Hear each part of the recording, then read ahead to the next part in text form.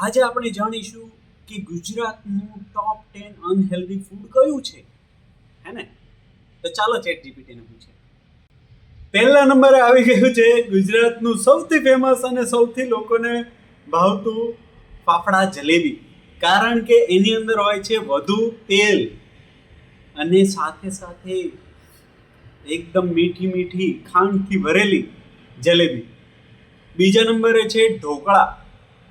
હે, આ chat GPT શું લખે છે? અત્યંત ગોળ અને સોડાવાળો.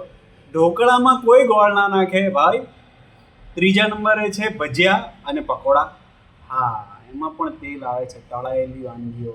અને એ બી સ્ટ્રીટ ફૂડ પર જઈએ ને ત્યાં તો બે ત્રણ ત્રણ દિવસ જૂનું તેલમાં બનાવતા હોય. વાત સાચી છે. સુરોવડા. હે, આ શું આઈટમ છે ભાઈ? આ તો ભાઈ મેં પણ પહેલી વખત સાંભળ્યું. ચેવડા, મમરા અને ફરસાણ. અરે, આ ખાઈને તો અમે મોટા થયા છે. અમારા ઘરમાં આ બનતું. ચોથું છે પાટેવાળી પૂરી અને શાક. આ પણ પહેલી વખત સાંભળ્યું છે ભાઈ. હું સુરતમાં રહું છું. સુરતમાં પાટેવાળી પૂરી અને શાક નથી મળતું, ને મળતું હોય તો મને પણ જણાવો. બાફેલી સિંગ. બાફેલું નહીં, બાફેલી સિંગ આવે ભાઈ. અને આઈસ્ક્રીમ સાથે કોણ ખાય છે યાર? આ લોકોને છે ને, મને બતાવો ક્યાં છે આવો માણસ જે આઈસ્ક્રીમ સાથે બાફેલી સિંગ વેચે છે. બહુ ખરાબ. હે,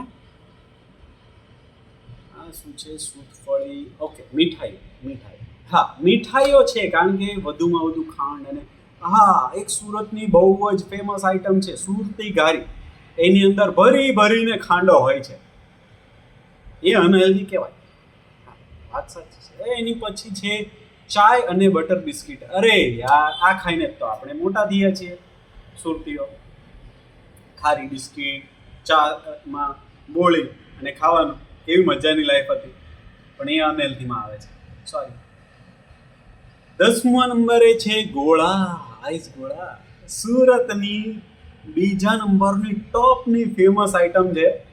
કારણ કે આ ગોળા રોજ સાંજે કોઈ બી લારી હોય, કોઈ બી ખૂણે ખાંચરે ગલીમાં ક્યાંય લારી હોય ને, તો પણ લોકો ત્યાં ભીડ જોવા મળે.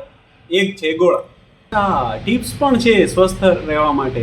ઘરે બનાવેલી હલકી વાનગીઓ પસંદ કરો. અરે યાર, અરે ઘરે જ તો આ બધી વાનગીઓ બને છે. આમાંથી 7 આઈટમ તો ઘરે લોકો બનાવીને ખાય છે, અનહેલ્ધી વસ્તુઓ. બીજા નંબરે છે બજારના ફૂડ્સ. એ ખાસ પ્રસંગે અને મર્યાદિત માત્રામાં જ. હા, વાત સાચી છે. ત્રીજા નંબરે છે કાચી વાનગીઓ અને ફાઈબરવાળું ભોજન વધુ લેવું. સરસ.